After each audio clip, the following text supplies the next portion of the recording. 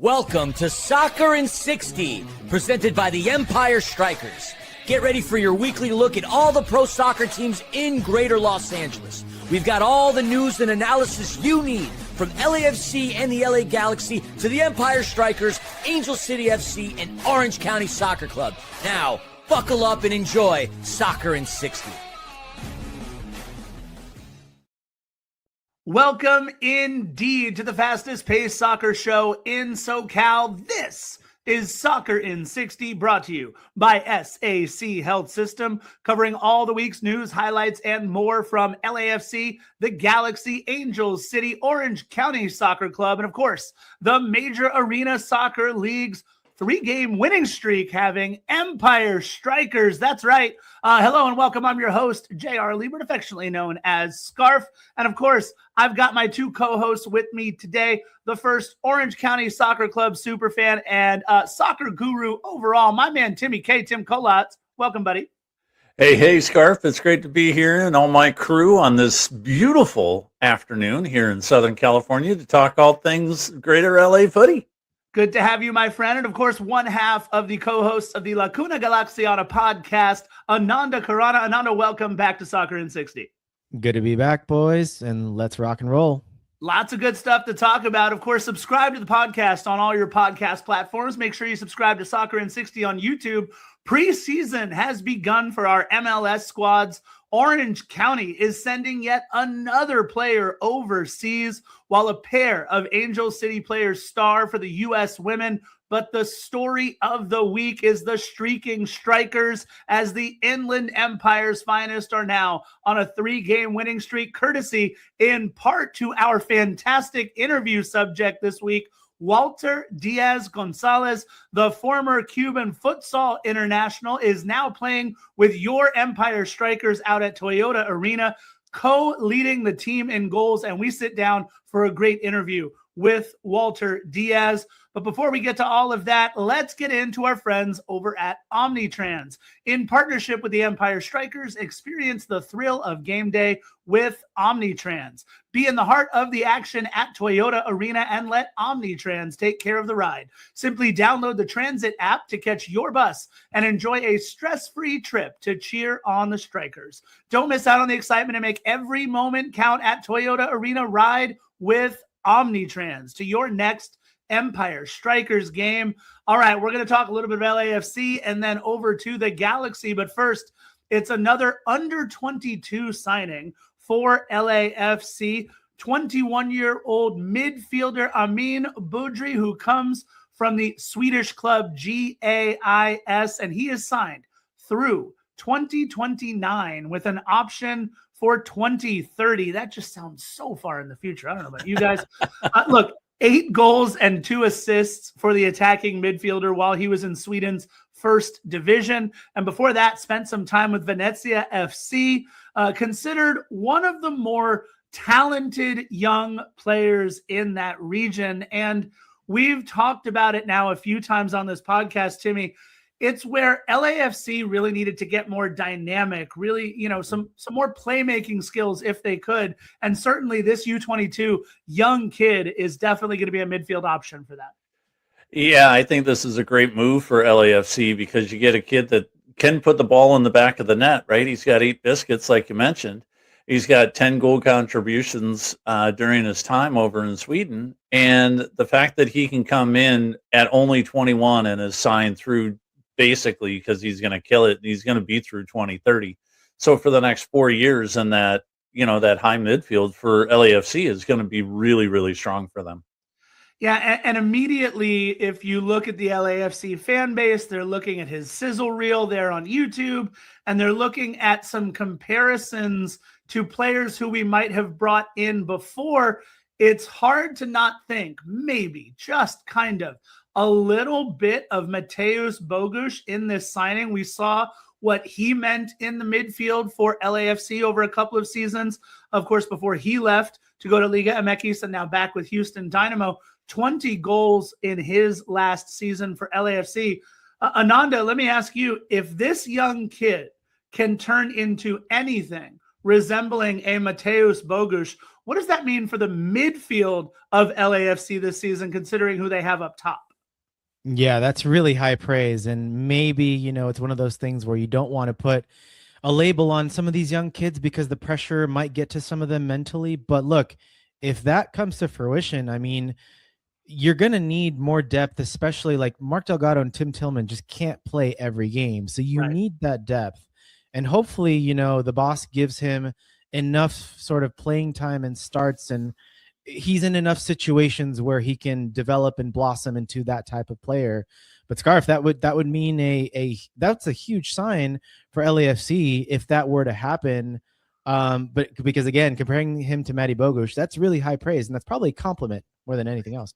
Yeah, look, that would be the highest end of the ceiling, I would think, at this point for a player like Beaudry. But I think it's someone who is going to come in, slot right into some minutes for sure. Although, Timmy K, one of the interesting things that came out of a very simple social media hit by LAFC recently was David Martinez now also listed as a midfielder.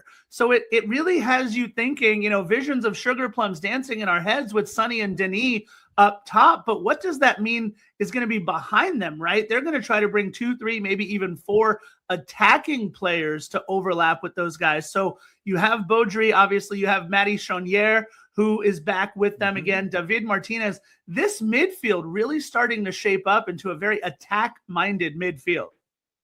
Yeah, and what does that mean? Do they change the structure? Is it instead of a 4-3-3, you put more of a 5 in that midfield and kind of jam it up so that the guys on the right side can go attack when the ball's on the left, or vice versa? Do you put those 5 guys in the midfield and the other dudes can't do anything? You do a 2-5-3?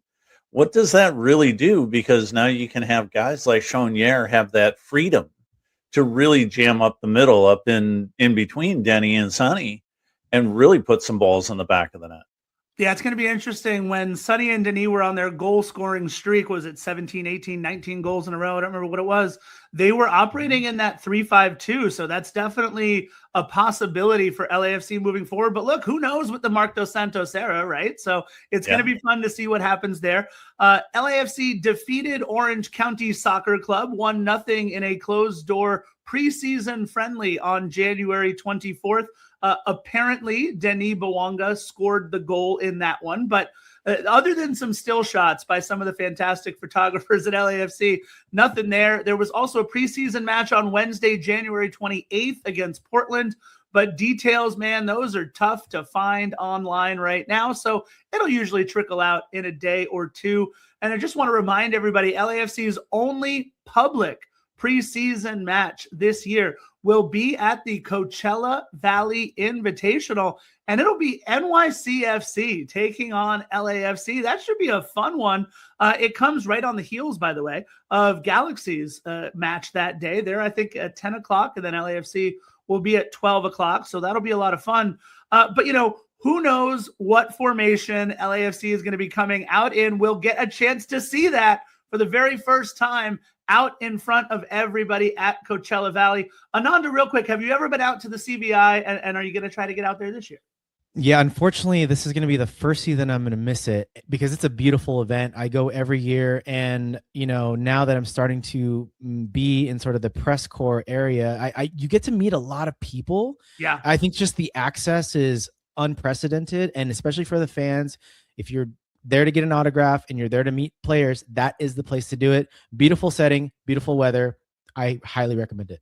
And one of those players that we're hoping to see is Joao Klaus. And we talked about it a little bit last episode, but Ananda, indeed, the Galaxy getting their man. And of course, we have to mention this coincided with putting Ricky Puig on season-ending injury designation. So it opens up a designated player spot, essentially, and Joao Klaus coming right in, acquired from St. Louis City SC for $2.35 million in a cash for player trade, which was an interesting mechanism there. Now, let me ask you, Ananda, obviously, first and foremost, this is the true 9 that Galaxy needed, correct?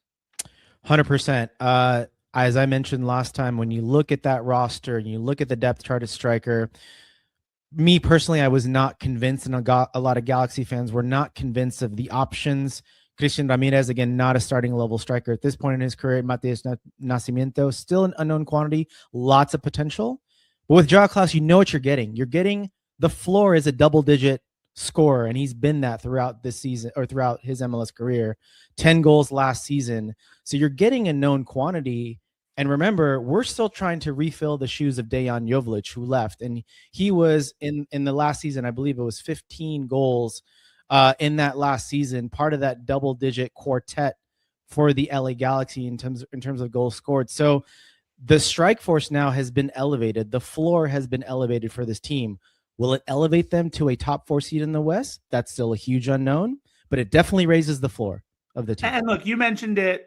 We know what we're getting with a Joao Klaus. The Galaxy know almost better than anybody else from last year. I believe he scored a hat trick against the Galaxy in 2025. Let me ask you, though, Ananda, any worry that he's only under contract for 2026, or is this exactly what it seems? A one-year rental to get through the injury with Ricky Puig, and then maybe, look, you force him or you can convince him to stay for a little bit cheaper, get him in under a DP salary the next season. Who knows? What are your thoughts on the fact that he's only under contract through this season? Yeah, I think this is actually works really well in the Galaxy's favor. You said it, Scarf. This is sort of a Band-Aid, a stopgap for this year.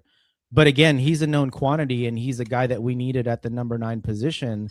So it's a really good solve. And on top of that, you allow him to play for his next contract and essentially try out for you for a whole year. And the great thing about this contract, Scarf, from all things that I'm seeing and hearing and reporting that's out there, you know, this is a tammable contract. And I think the expectation is that if Joao Klaus comes back next year, he would not necessarily be DP, because if he stayed in St. Louis, he would actually be a max TAM. He would not have been a DP. The DP designation is applied because of the cash trade. Again, I don't want to get into MLS rules on this show, but the expectation is he would be brought back next year as a TAM player. So this is actually setting up the Galaxy to completely replace that starting number 9 position, not only this year, but potentially long term. Yeah, interesting. He's, I believe, 31 years old right now, so still very much in the prime of his career. Another 31-year-old, Timmy, who the Galaxy bring in, and this was breaking news before we were going to go to air with this show. An absolute grizzled veteran with Sporting Kansas City, and a player who was incredible in Germany before he even came over to MLS. Eric Tommy signed through 2027. So for the next 2 years, with an option for that weird 2027-28 season, whatever that's going to be. This is a massive pickup in the midfield for the Galaxy. Is it not, Timmy K? Yeah, it is. And you talk about a grizzled guy, and this is what I think, and maybe Ananda can correct me if I'm wrong, but you need somebody in that midfield that's going to be grizzled, that's going to grind, and it's going to kind of beat up the other guy's number 9, right? And kind of shove them around a little bit and not let them get into the depths of the penalty box and keep them out of there. And if you can do that before you get to the back 3, back 4 of the Galaxy defense, that'll put a lot more ease of stress on that Galaxy defense, right, Ananda? Yeah, I think that's part of it. The other thing is it puts a lot of ease and rest on Marco Reus. And we know his durability concerns. This is a guy that easily backs up Marco Reus in sort of that number 10. Eric Tommy's an interesting profile because he's not a true number 10, but he's a guy that's a really good carrier of the ball. He's again, MLS veteran in this league. He's very versatile. That's one of the things that Will Kuntz talked about in the press release today, was he's a very versatile player. He actually backs up really well in those wing positions for Gabriel Peck and Joseph Paintsel, because right now you've got guys like Gino Vivi, Ruben Ramos, and Mo Cuevas potentially filling those positions. So wing depth was also a need for his team. So Eric Tommy's versatility here is a real plus for the LA Galaxy.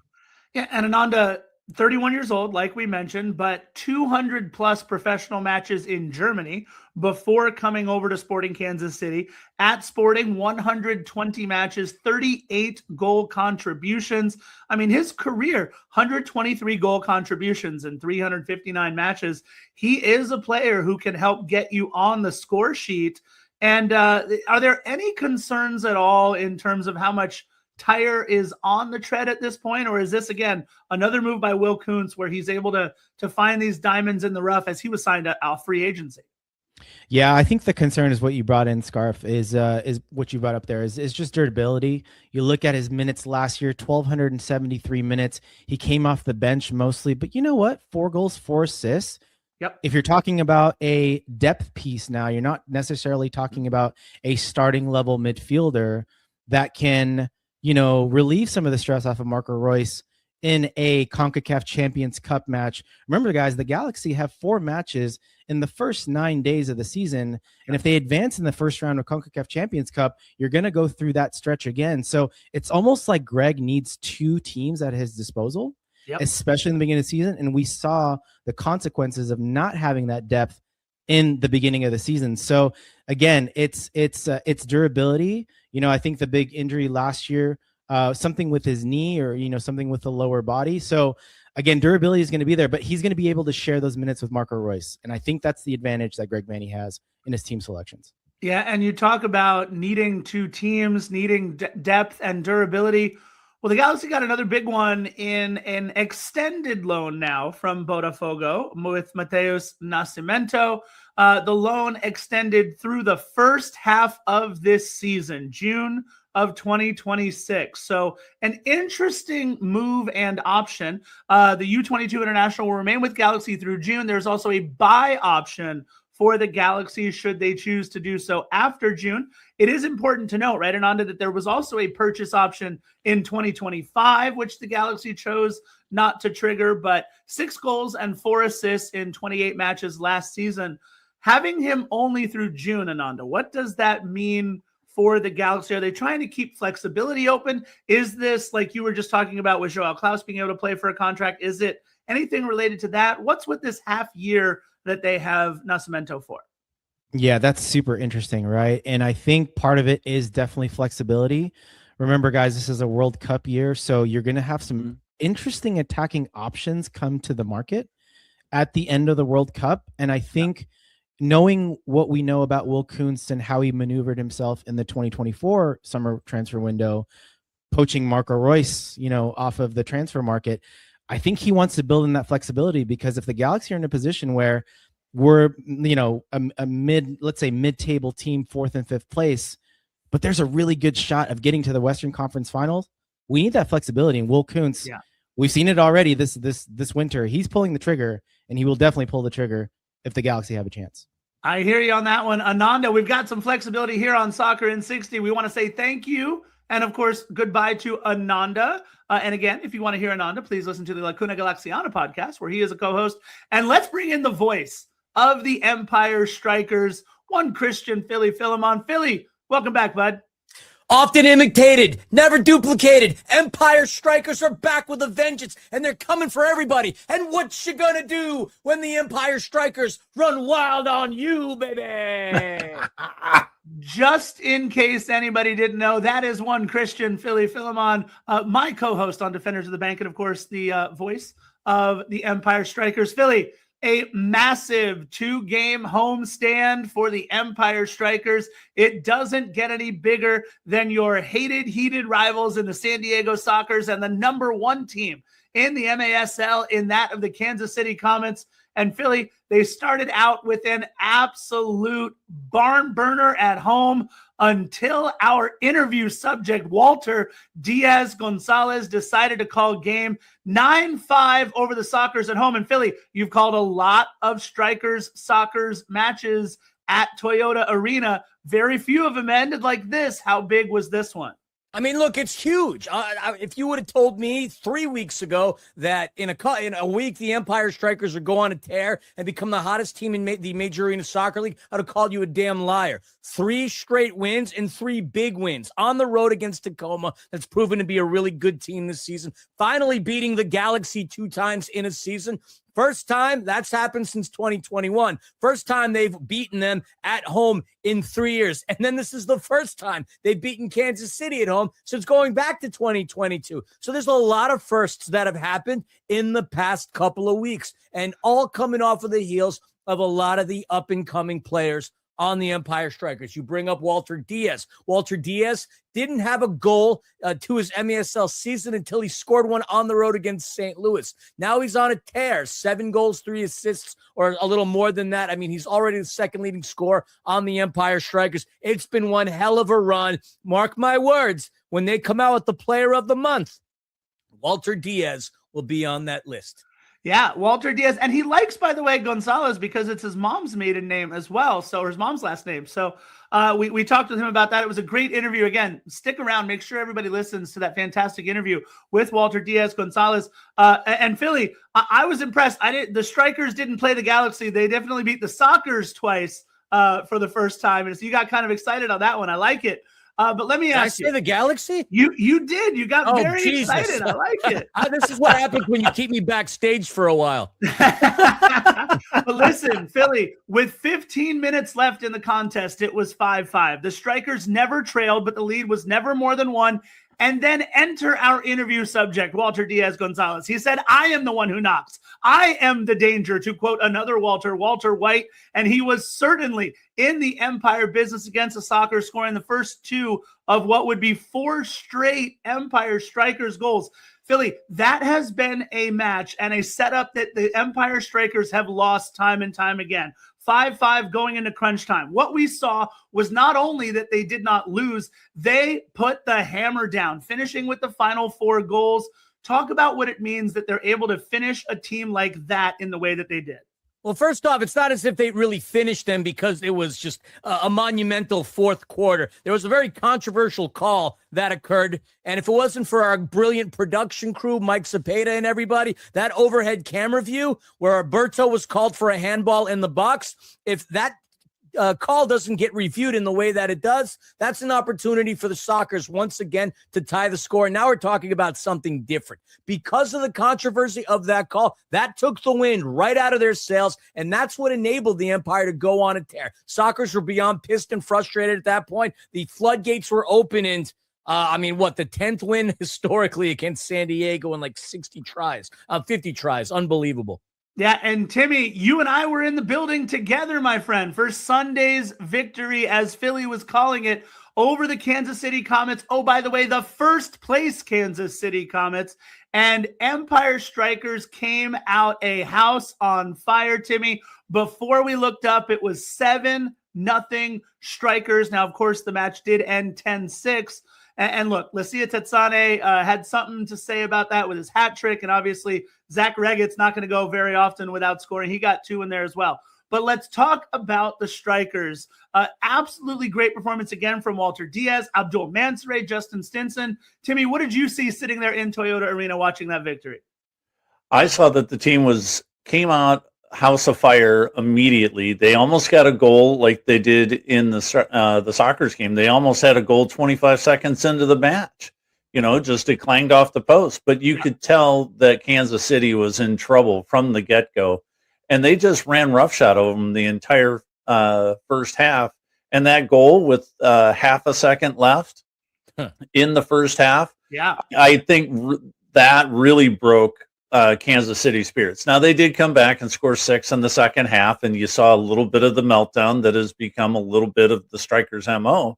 But what I really liked about it is they never stopped shooting the ball. They never stopped getting after it. And when they scored the first, Kansas City got a couple of goals, the Strikers came back and got 2 more. And then they kind of gave up a few other goals and then got one late to make the final score. But I think that's really the difference between what has happened over the past 2-3 seasons with the Strikers versus what is happening this year. Yeah, and Philly, we saw them maybe take their foot off the pedal a little bit there in the second half, but as they now travel to the Kansas City Comets on Friday, January 30th, and then a quick turnaround as they go to Baltimore on Sunday, February 1st, you look at the Strikers in the table, Philly, they're now up to 6th, 14 points from 11 matches. That +7 goal differential, third best in the entire league. They're the only team under 50 goals allowed. Is it safe to say, Philly, that they have turned the corner and things are starting to gel? Still too early. This road trip is really going to be indicative of a lot of things. Interestingly enough, Kansas City is a team that's been much better on the road this season than at home. But mark my words, Cable Dama Arena is not an easy place to play. That's one of the most passionate fan bases in the league. That place is going to be packed to the gills. The question will be, who do the Strikers bring with them on the road? Because we saw when they went to St. Louis, they left back Marco Fabian. They left back a couple of key players. So it'll be very interesting to see who takes the trip in to Independence, Missouri. But then they go play the Baltimore Blast, a team that's lost 4 out of their last 5. They're a chip on their shoulder. They've been starting to regress, considering they started out the season very hot. But winning in Baltimore is incredibly difficult as well. Much smaller arena. That's a place where they've had a great deal of history and a great deal of success. So contingent upon how the Strikers do on the road against 2 of the toughest teams to beat at home, that'll really be indicative as to whether or not a corner has been turned. But so much has to happen between now and then. These 2 games are going to be insanely crucial as to figuring out what the identity of the Empire really is. Yeah, and make sure you guys tune in to MASL Plus and everywhere else you can watch these indoor soccer games so you can hear the voice of the Empire Strikers, one Christian, Philly Philemon, and all of the fantastic goal calls, for players. I said Galaxy, you said golf ball. For players like Walter Díaz González, who is our incredible interview subject. Philly, thank you so much for joining us once again on Soccer in 60. Thanks, Philly.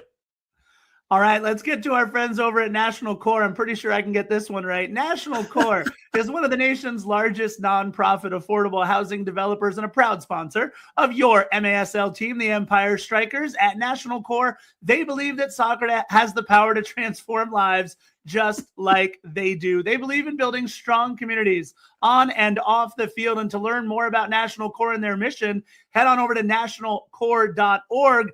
But we're going to learn more about Walter Díaz González right now. Timmy K and I sat down with Walter and asked him about all things Empire Strykers and a little bit about himself. So let's take a listen to Walter Díaz González.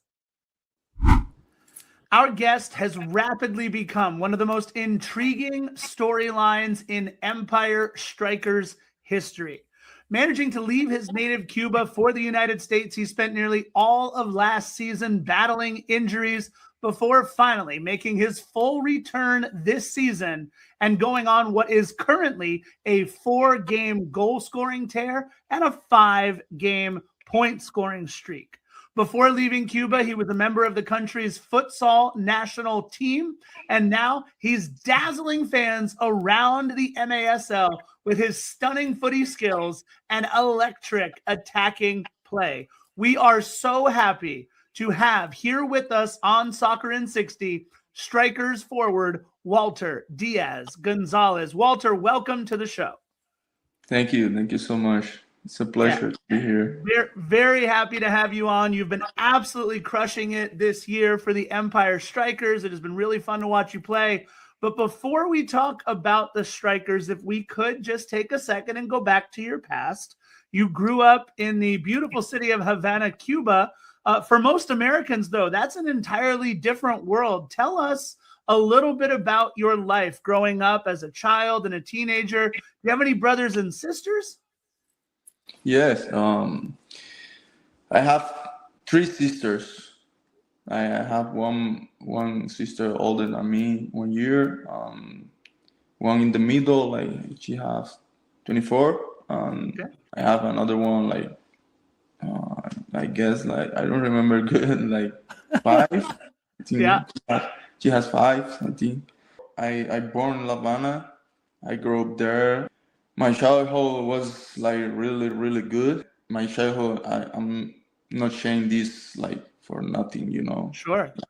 When I was child, I had this part like really close to my house.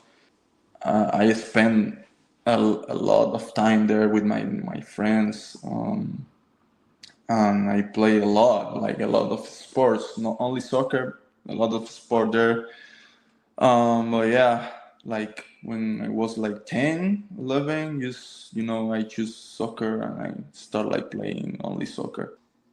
Like I said before, I play a lot of sport. I was good in playing like baseball, volleyball. and all this, but I think in soccer I was a little better. And then my friends like start like saying me like, hey, you are good in soccer, playing soccer, just keep going,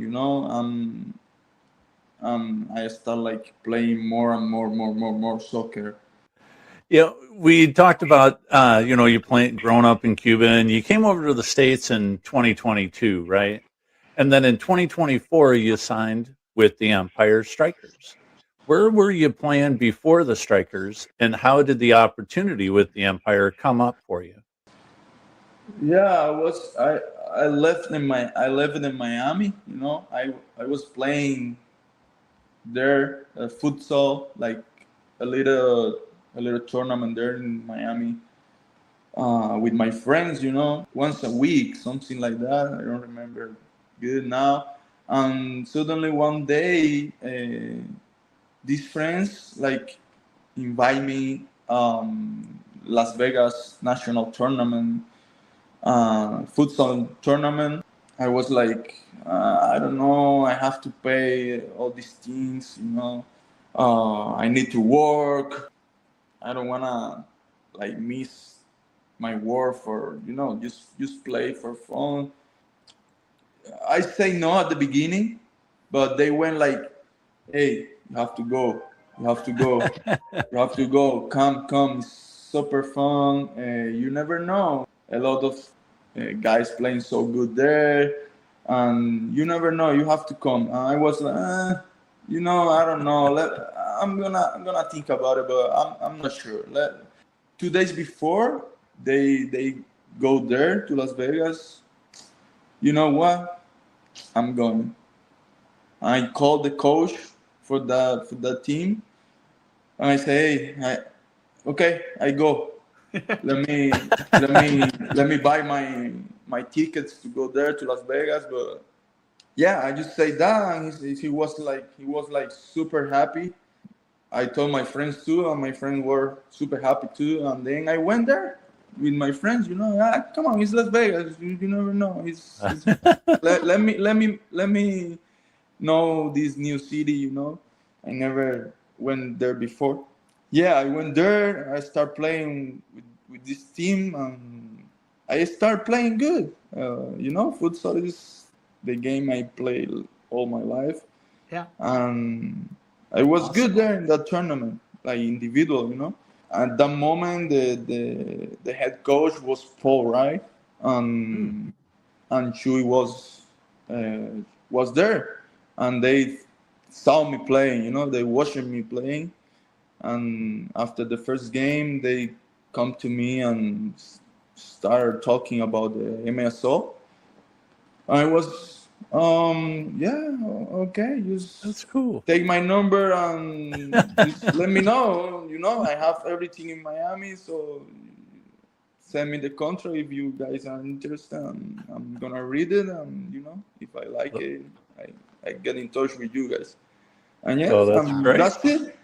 And I went to Miami, and like a week after, Chewy texting me, "Hey, this guy are interested in you, blah blah blah blah." And then they sent me the contract, and the rest of history. I'm here now. We mentioned that you were injured for a while with the Strikers right after you signed, and now you're playing great. How hard was it to know that you were capable of playing at this level, but not being able to show people? It was hard, but at the same time, I'm a confident guy. Always I trust in me all the time. But the injury was like really, really bad, and I wasn't able to play. Nothing.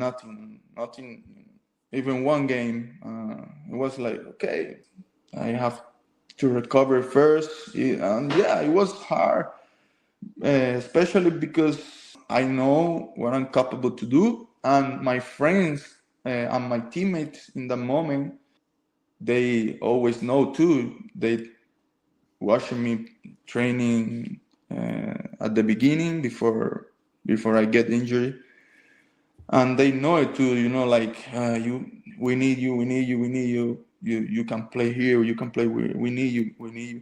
And yeah, it was hard at the beginning, but after, yeah, that's made me like stronger in my mind, you know. I learned a lot of things in that moment. Yeah, especially because it was hard, you know, knowing I can play and not able to play to help my teammates, especially in that season because that season was like really tough for Empire Striker. Yeah, Walter, let's talk strikers for just a minute. About a week ago is when the world finally got to see the full power of Walter Díaz González. You had 3 massive goals and an assist against the San Diego Sockers. And afterwards, Walter, you were pretty emotional. Tell us about what it was like finally being able to go out there and show everybody how good you really can play. Yeah, after that, I was, you know, really emotionally because, you know, I was waiting for this for a long time. Yeah, I was so happy, so exciting, especially in our home against San Diego. You know, San Diego is a really good team. My respect to them. It was like fun, you know, score hat trick and get an assist. It's not that easy, you know. I was like really happy, emotional because everything went good, you know. Happy to do it, happy to did in home, you know, like in front of all of our fans. Yeah, and then Walter, the next game you do it again, right? Your team races out. You guys are up 7-0. You guys are up 6-0 in the first half. They start to come back a little bit, but then you score 2 more goals to put the game away. A little bit of a bumpy performance in the second half, but how happy were you with the way that you played and with the performance by the team against Kansas City? I was like really happy and satisfied, you know, because I saw my teammates like after that game we get against San Diego is like a shot of energy for us, you know. Before the game against Kansas, I feel like so confident. Not only me, I saw in my teammates, you know, too. They were like so happy, so confident, and I just say, you know, this is gonna be good. So today is our day 2, and we're gonna go there to win the game. Well, yeah, I'm very happy, you know, very happy to contribute with goals again. A really good team like Kansas, you know. So, Yeah, Walter, I got a question for you. This 3-game streak you're on is especially remarkable because just not that long ago, you guys suffered 5 straight losses that were very narrow losses. What would you say is different now compared back then? I think we are more confident now in the way we play, you know.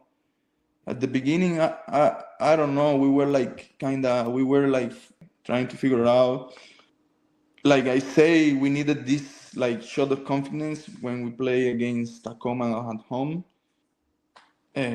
After that game, something like really did click. You know, we start like playing better, much better. Like the confidence of our confidence was like growing up. And yeah, we had this game against San Luis. We did a lot of good things, but the shots we shot a lot, and the goals don't came in. And yeah, after that game, we start like doing the game against Tacoma and the games and the next game, you know. But it's nothing different. Just we keep training every day with our tactic, with our teams, you know. But just I think something did click, you know, like. Yeah, that we knew it. We knew it at some point something is gonna be like, yeah, it's gonna be good, and we're gonna start like winning games, you know. Yeah, I totally get it. So, hey, let's look ahead. You guys are coming up on a 2-game road trip that starts this Friday with a rematch against Kansas City, and you just played them this past week, as we just were talking about. Do you have to change any of your tactics on the road versus at home? No, not really. Just we know this game is gonna be hard, especially because we play away and they play in home. You know, it's always playing home is much better for the teams because they have their fans. You know, supporting them.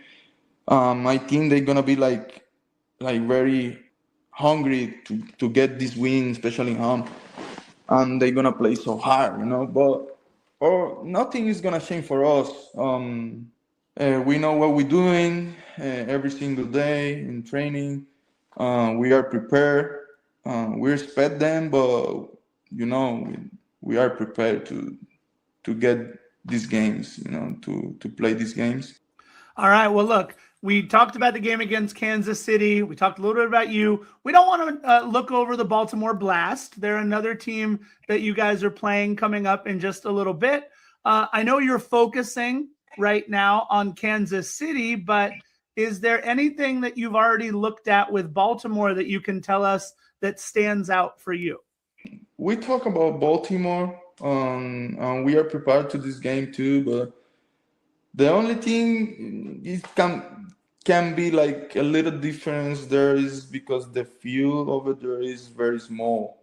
You know, we play in a big field here in the Toyota Arena. All the games, especially all the games are in big arenas like IO Arena. It's nothing special to say about them. They are a very good team too. Like I always say to everyone, every single team here is a hard team, you know. They had a lot of good players, 1v1 players. I think they had a lot of futsal players too. So, no, we respect them, but like I said before, we are prepared. We are prepared to all these games. Absolutely. And look, you know, we've talked a lot about soccer. Obviously, you're on an absolute heater right now. You've been great, tied for the team lead with 7 goals. But let's get to know Walter away from soccer really quickly. What do you like to do when you're not playing soccer? How do you spend your time? Do you have any family that's close? What kind of hobbies do you have? You know, what about you do we need to know about, Walter? I'm a really quiet guy out of the field, you know. I like to get to stay chilling at home, eat some food, like watching a movie, spend time with my friends, but nothing too much, you know. Just chilling, like trying, especially in season. We're trying to the recovery is very important, so it's good to stay at home, like resting, eating good, but nothing too much. Just I like to spend time with my teammates all the time as I'm with them. But yeah, no, nothing really. Just watch movie, rest, go to the gym. Just that. Yeah. Well, sounds good. Walter, listen, if the fans haven't had a chance to see you yet at Toyota Arena, they are missing out. We want to remind everybody, go to theempirestrykers.com, and that's strikers with a Y, to get your tickets for home games to go see our current tied for team lead in goals with 7 goals on the season, Walter Díaz González. Walter, thank you so much for coming on Soccer in 60, and we hope to be talking to you later in the season about more wins, okay? Okay, thank you to you guys for inviting me here. It's a pleasure. Timmy, it was a great time to be able to sit down there with Walter. He did an absolutely fantastic job with that interview. Looking forward to hearing and seeing more goals from him as well. Angel City got into the mix with a couple of their players playing for the U.S. women's national team. And you want to talk about looking forward to seeing some goals. How about Emily Sams, who the newest signing, of course, for Angel City, the newest big name signing, I should say. And again, look, anytime you can bring a player in to your starting lineup who has won Defensive Player of the Year or Defender of the Year in the NWSL and who starts on a regular basis now for the U.S. women's national team, Timmy, it's one thing. But when she gets her first U.S. women's national team goal and an assist and the full 90 in a 5-0 win against Chile, that's icing on the cake. Yeah, you talk about a coup de grace for Alex Strauss. This is it. This is one of the premier signings. He's put together a lot of different players over the not quite 7 months that he's been with the club. But this one is this one's the star on the top, I believe. Yeah. Because when you, like you said, defender of the year, regular starter now for the U.S. women's national team and gets a goal and an assist, this is going to do bodes of well of confidence for the team as well as for Sam's going forward this coming season. Yeah, all the talk for the U.S. women's national team has been on the shutout streak that they are on. 5 straight shutouts, clean sheets for the U.S. women's national team. And knowing that you have one of the defenders that is an absolute star of that back line in Emily Sams. There were 2 matches, of course, for the U.S. women's national team, 6-0 win over Paraguay on June 24th and a 5-0 win over Chile on January 27th. Emily Sams also came on in the 63rd to preserve that shutout over Paraguay. So huge things, both expected and that we are seeing already from Emily Sams in a women's national team shirt anyway. And another player who you and I have talked about, Timmy K, on this show dozens of times now. She may not have her sister Alyssa with her anymore, but Giselle Thompson, an absolute star for the U.S. women's national team. She started and played the full 90 in that 6-0 win over Paraguay. She assisted on one of the goals, looked really, really good, both on defense and transitioning to offense. And again, she's so young and so talented, the homegrown product out of Harvard Westlake. Is this the season where Giselle kind of comes into her own and becomes a bona fide star in the NWSL? Absolutely. I think since the sisters have played together forever, right? Giselle has never not played with their sister basically since they started playing when they were 5. I think not that they're in each other's shadows, but I think that this is the year that Giselle really sees what she can do without her sister on board. And I think one of the things that's really going to happen is her leadership, even at the young age that she is, that's really going to come out and showcase itself this season. And I think this could be easily double-digit points, and it could potentially be double-digit goals for Giselle this season. Yeah, and you're talking about, again, backline players, right? She's a defender. Emily Sams is a defender. And now you're talking about being able to get a bunch of offense from there. Mm-hmm. It's going to be interesting to see who scores up top for Angel City this year. Obviously, Claire Emsley having a child and not being able to play much, I believe, at the start of the season. She'll have to play her way back in to that scoring role. But it'll be interesting to see. Now, it starts soon in that Angel City's season schedule was released just about last week or so.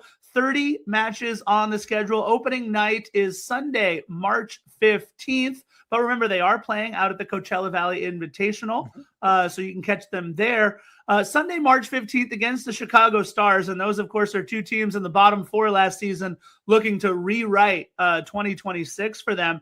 And a couple of neat things on the schedule. The first matches ever against the Boston Legacy. And thank you for changing your name to something that doesn't make us all laugh. Boston Legacy. Very good job.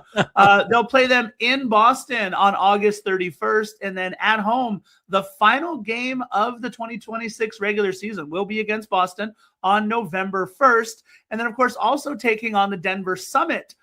With, by the way, a couple of former Angel City players looking to test their might against their former team. On the road, October 17th, but home here, September 11th. And the one that I've got always circled on my calendar is when are we playing the reigning champs? And Rose Lavelle and Gotham will be coming on Sunday, August 23rd. Let me ask you, how excited are you to get things back going at BMO Stadium to see some Angel City action? I think it's going to be great. The fans have always come out and supported them, even when they've, kind of fallen on hard times. You got a core group of people out there, and go see them at the game, because it's going to be a challenge to figure out which network they're going to be on at every one of those games, because you got 9 different ones. And Yeah, I know most of the fans didn't come last year and things like that, but I think with the Alex Strauss era beginning really truly in just a couple of weeks here, I think you got to go out and see him at the stadium. Look, you're 100% correct. It is a great atmosphere when it's full out there at BMO Stadium. But you mentioned it: Victory Plus, Ion Network, ESPN, ESPN2, Prime Video, CBS Sports Network, ABC. Those are the networks that are listed as carrying any of the 30 matches for the NWSL's Angel City Football Club. Too many networks might be a thing. I mean, that's a lot of subscription services, a lot of cable channels. There's a lot going on there. It's something you and I kind of talked about off air a little bit, but it's going to be interesting for all of you Angel City supporters out there. Please make sure you are checking your local listings for which of the networks that these matches will be on. But they do kick things off again at the Coachella Valley Invitational Sunday, February 15th, and Saturday, February 21st, before you have to go network hunting, and where's Waldoing it for sure, for Angel City Football Club. And look, let me pop in here real quick. Let me pop in, Scarf. Everybody should do what Ananda said. Go out and see them at Coachella Valley, because you'll get to see the really super high quality soccer 10 feet from you. It's really good. You're absolutely right. One thing we didn't get to see was Orange County Soccer Club's match against LAFC. Of course, we had talked about it earlier. It was a 1-0 friendly win for LAFC. But last episode, Timmy, we talked about how exciting it would be seeing the U.S. Youth National Team pair of newly signed 2025 MLS Next All-Star Jameer Johnson and the newly re-signed Pedro Guimaraes take the pitch for Orange County Soccer Club in 2026. Well, that's not going to be happening, Timmy, but you know what? Kudos to Pedro signing a first-team contract with German Bundesliga side Eintracht Frankfurt. Fabrizio Romano was the first to report this on social media. Orange County Soccer Club hasn't let the cat out of the bag just yet, but you know what? Fabrizio and a lot of other outlets have already. The deal appears to be a multi-year first-team deal with Eintracht Frankfurt, which, look, it's a huge step up from Orange County to go to the Bundesliga and to play with Eintracht Frankfurt. Timmy, since coming over from the LAFC Academy, he appeared in 31 matches for Orange County, 4 goals and an assist, just under 2,000 minutes. But how many times are we going to say it on this show, Soccer in 60? This is why these young kids sign with Orange County. It's exactly why they sign with Orange County. The pathway to Europe has been a gold mine for Orange County Soccer Club. Since the new ownership has taken over a few years ago, and the ownership paid only $5 million for this team, rebranded them as Orange County Soccer Club. They're now worth, reported, somewhere around $50 million valuation.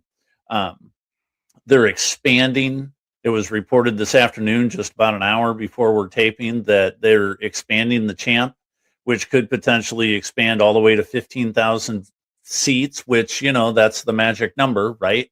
To get into the Pro Rel division. That's why you're getting guys like Jameer. That's why you're getting SB. That's why you're getting some of these younger kids that are just absolute studs, because they know they can get the experience. And then you have a guy like Pedro sign a first team deal to go from USL Championship to First Division Eintracht Frankfurt. Dude, I would, if I was 17, I would do everything I would be back to get to Orange County.